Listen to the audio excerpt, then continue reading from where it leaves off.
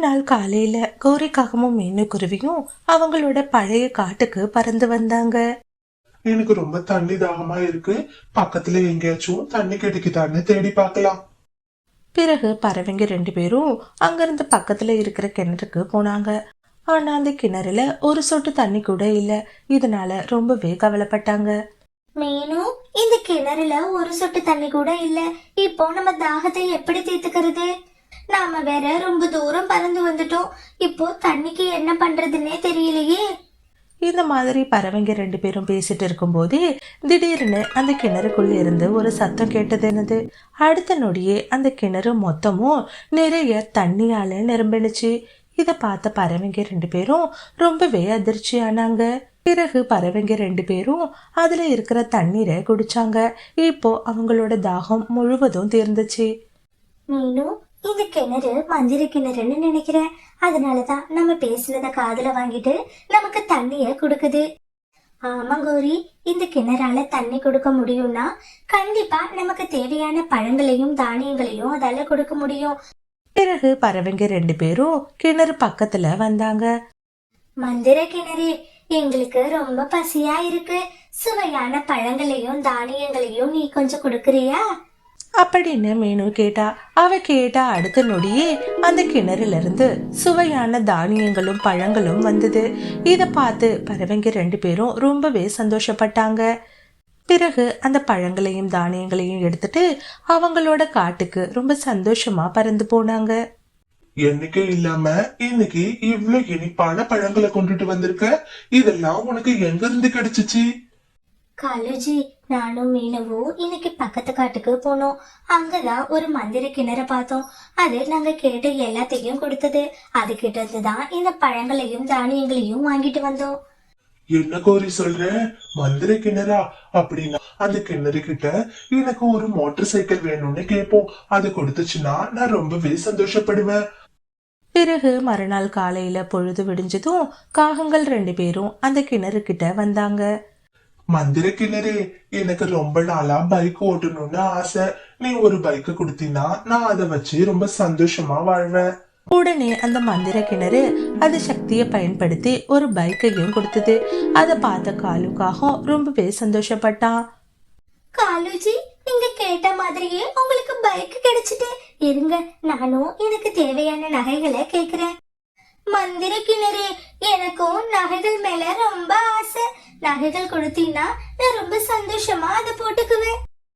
உடனே அந்த மந்திர கிணறு கோரி கேட்ட மாதிரியே நிறைய நகைகளை கொடுத்தது. இத பார்த்து காகங்கள் ரொம்பவே சந்தோஷப்பட்டாங்க. பரிசுகளை வாங்கின காகங்கள் 2 பேரும் பிறகு அந்த மோட்டார் சைக்கிள்ல அவங்களோட காட்டுக்கு ரொம்ப சந்தோஷமா வந்தாங்க. அன்னைக்கு ராத்திரி பொழுதும் வந்தது. காகங்கள் 2 பேரும் பேராசையில இந்த மாதிரி பேசிக்கிட்டாங்க. கோரி, அந்த கிணறு மட்டும் நான் கேட்ட பைக் உடனே கொடுக்குன்னு தெரிஞ்சிருந்தா நான் ஒரு பெரிய காரை கேட்டிருப்பேன்.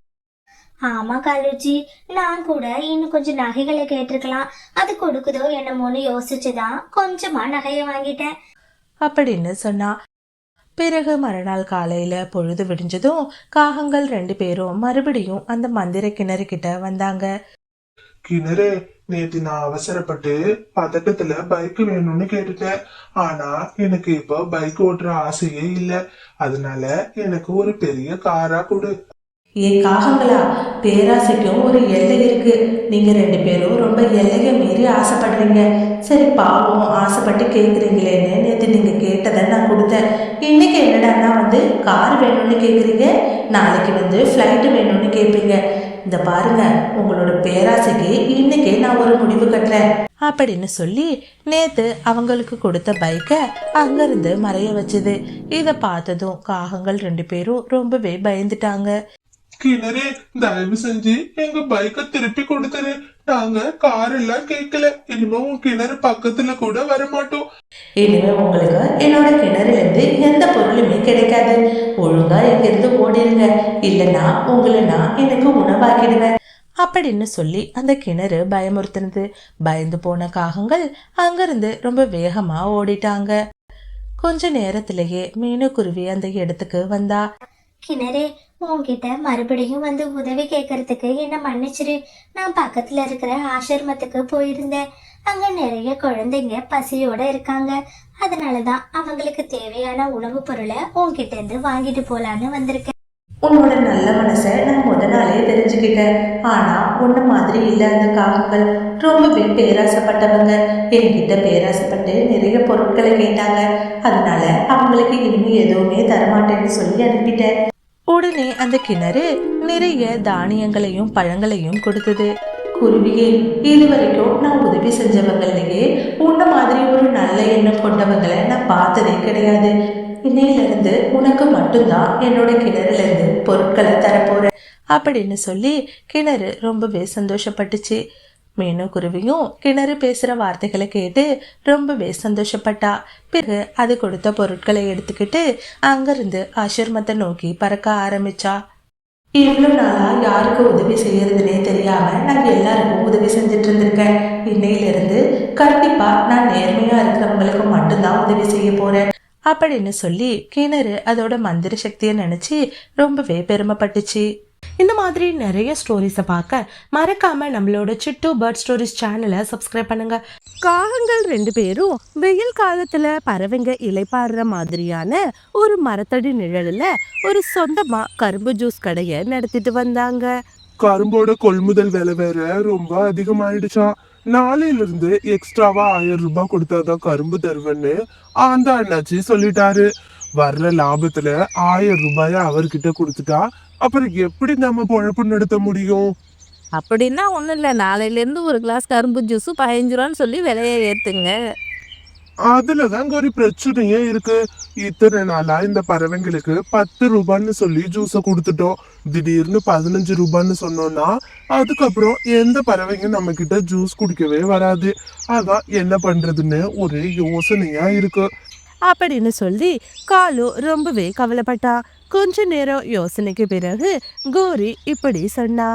காலு, என்கிட்ட ஒரு சூப்பர் ஐடியா இருக்குது. 1/2 கிளாஸ் கரும்பு ஜூஸு, 1/2 கிளாஸ் சர்க்கரை பாகு, இது ரெண்டையும் கலந்து கொடுத்தா டேஸ்ட்டு சூப்பராக இருக்கும். இதை யாராலையும் கண்டுபிடிக்க முடியாது. யோசனை என்னவோ நல்லாதான் இருக்கு. ஆனா யாராச்சும் கண்டுபிடிச்சிட்டாங்கன்னு வச்சுக்கோ, அதுக்கப்புறம் நம்ம நிலைமைய கொஞ்சம் யோசிச்சு பாரு கோரி. ஐயோ முட்டாள் காலு, முன்னாடி பயப்படுறத நிறுத்துங்க. இந்த காட்டிலேயே நாம் மட்டும்தான் ஜூஸ் கடை வச்சுருக்கோம். பறவைங்களும் நம்மக்கிட்ட தான் வந்து ஜூஸ் குடிச்சாகணும். அந்த பறவைங்களை பொறுத்த வரைக்கும் நம்ம கொடுக்கறது தான் சுத்தமான கரும்பு ஜூஸ். ஒரு வழியா கோரி சொல்ற யோசனைக்கு காலுவும் சம்மதிச்சது. பிறகு மறுநாள் காலையில பொழுதும் விடிஞ்சது. காகங்கள் 2 பேரும் வழக்கம் போல அவங்களோட கரும்பு ஜூஸ் கடைக்கு வந்தாங்க. அவங்களோட பிளான் படியே ஒரு பாத்திரத்துல சக்கரை பாக தயார் பண்ணி அதை ஜூஸ் மிஷினுக்கு அடியில மறைச்சு வச்சாங்க. கொஞ்ச நேரத்திலேயே மிட்டு கிளி ஜூஸ் குடிக்கிறதுக்கு வந்தது. அதுகிட்ட கலப்படம் பண்ண கரும்பு ஜூஸை கொடுத்தாங்க. தம்பி, ஜூஸ் எப்படிப்பா இருக்கு? அக்கா, ஜூஸ் ரொம்ப சுவையா இருக்கு. இவ்ளோ தித்திப்பான கரும்பு ஜூஸ நான் இது வரைக்கும் குடிச்சதே இல்லை தெரியுமா அப்படின்னு மிட்டு சொன்னுச்சு. இது கேட்டு காகங்கள் ரொம்பவே சந்தோஷப்பட்டாங்க. பிறகு கொஞ்ச நேரம் கழிச்சு கபூதரும் மீனுவும் ஜூஸ் குடிக்கிறதுக்கு வந்தாங்க. ஜூஸை குடிச்ச மீனு அதுல ஏதோ கலந்துருக்கு அப்படிங்கிற விஷயத்த கண்டுபிடிச்சா. என்ன, ஜூஸ் ரொம்ப இனிப்பா இருக்கு. கரும்பு ஜூஸ் இனிப்பாக இல்லாமல் அப்புறம் என்ன கசப்பாக இருக்கும்? நீ முன்ன கரும்பு ஜூஸ் குடிச்சிருக்கியா இல்லையா? இந்த நக்கல் பேச்செல்லாம் என்கிட்ட பேசாதீங்க. இங்க பாருங்க, எனக்கு சொந்தமா ஒரு கரும்பு தோட்டமே இருக்கு. அதனாலதான் கேக்குறேன். ஒரிஜினலான கரும்புக்கு இவ்வளோ இனிப்பு சுவையே இருக்காது. ஆனா உங்களோட ஜூஸ் மட்டும் ரொம்ப தித்திப்பா இருக்கு. அதான் எப்படின்னு கேக்குறேன். நாங்கள் ஸ்பெஷலாக அதிக இனிப்புள்ள கரும்பை வாங்குறோம். அதனால தான் எங்கள் கரும்பு ஜூஸ் இவ்வளோ இனிப்பாக இருக்கு அப்படின்னு கோரி சொன்னா. பிறகு மீனுவும் கபூதரும் அங்கிருந்து கிளம்பினாங்க. அந்த குருவி நம்மளோட கலப்படத்தை கண்டுபிடிச்சிட்டுன்னு நினைக்கிறேன். அதெல்லாம் கண்டுபிடிக்காது காலு, நீங்கள் ஒன்றும் கவலைப்படாதீங்க காலு. பிறகு ராத்திரி பொழுதும் வந்தது. மீனுவோட எண்ணம் மொத்தமும் அந்த கரும்பு ஜூஸ் மேலேயே இருந்தது. அந்த காகங்கள் ஏதோ கலப்படம் பண்ணி ஜூஸை விற்கிறாங்கன்னு தோணுது. அந்த காகங்களோட முகத்திரையே நாம கிழிச்சாகணும். இல்லைன்னா இந்த ஜூஸை குடிச்சு காட்டுல இருக்கிற எல்லா பறவைங்களுக்கும் உடல்நிலை மோசமாயிடும். அப்படி யோசிச்ச மீனு மறுநாள் காலையில பொழுது விடிஞ்சதும் அவ தோட்டத்துல இருக்கிற கரும்புகளை அறுவடை பண்ணினா. பிறகு காகங்களோட கடைக்கு பக்கத்திலேயே அவளும் ஒரு ஜூஸ் கடைய வச்சா. கரும்பு ஜூஸ் ஒரு கிளாஸ் 10 ரூபாய், கலப்படம் இல்லாத சுத்தமான கரும்பு ஜூஸ், வாங்க வாங்க. பாத்தியா கோரி, அந்த குருவிக்கு எவ்வளவு திமிரு இருந்தா நம்ம கடைக்கு பக்கத்திலேயே கடைய போட்டிருக்கோம். அது மட்டும் இல்ல, அவகிட்ட போய் இப்ப யாராச்சும் ஜூஸ் குடிச்சாங்கன்னா அதுக்கப்புறம் நம்மளோட கரும்பு ஜூஸ் கலப்படம்னு கண்டுபிடிச்சிருவாங்க. அத நினைச்சாதான் எனக்கு ரொம்ப பயமா இருக்கு கோரி. ஆமா காலு, என்னானாலும் சரி அந்த பறவைகிட்ட யாரும் ஜூஸ் குடிக்க வரவே கூடாது. இன்னையிலேருந்து ஒரு கிளாஸ் கரும்பு ஜூஸ் 5 ரூபான்னு சொல்லி போர்டை மாத்துங்க. பிறகு காலுவும் ஒரு கிளாஸ் 5 ரூபான்னு மாத்துனுச்சு. இப்போ காட்டுல இருக்கிற பறவைங்க எல்லாரும் பழையபடி கோரி கிட்டயே வந்து ஜூஸை குடிச்சாங்க. மீனுக்கும் யாருமே ஜூஸ் குடிக்க வரல. இதனால மீனு ரொம்பவே கவலைப்பட்டா.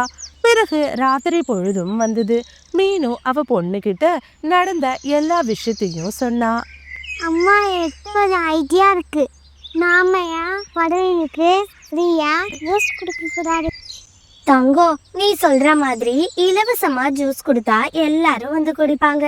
ஆனா நமக்கு நஷ்டம் ஆயிராதா? தினமும் ஃப்ரீயா கொடுக்க வேணாமா, ஒரு நாளைக்கு மட்டும் கொடுங்கம்மா அப்படின்னு சாய்ஸா சொன்னா. பிறகு மறுநாள் காலையில மீனு எல்லாருக்கும் இலவசமா ஜூஸ் கொடுக்கறதுன்னு சொல்லி போர்டை வச்சுச்சு. உடனே காட்டுல இருக்கிற எல்லா பறவைங்களும் மீனு கடையிலேயே ஜூஸ் குடிச்சாங்க. இந்த மாதிரி நிறைய ஸ்டோரிஸை பார்க்க மறக்காம நம்மளோட சிட்டு பேர்ட் ஸ்டோரிஸ் சேனலை சப்ஸ்கிரைப் பண்ணுங்க. அடடே, என்ன ஒரு அற்புதமான சுவை! ஒரு கரும்பையே நேரா சுவைச்சு சாப்பிடுற மாதிரி இருக்கு.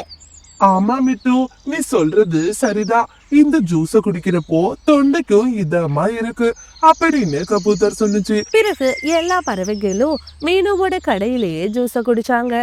இத பார்த்துட்டு இருந்த காகங்கள் ரொம்ப பொறாமையோட அந்த இடத்துல இருந்து கிளம்புனாங்க. மீனுவும் எல்லா பறவைங்களையும் கூப்பிட்டு இப்படி பேச ஆரம்பிச்சா. உங்க எல்லார்கிட்டையும் நான் ஒரு உண்மையை சொல்லணும். அதுக்காக தான் நான் இந்த கடையையே போட்டேன். நீங்க நினைக்கிற மாதிரி அந்த காகங்கள் சுத்தமான கரும்பு ஜூஸை உங்களுக்கு கொடுக்கல.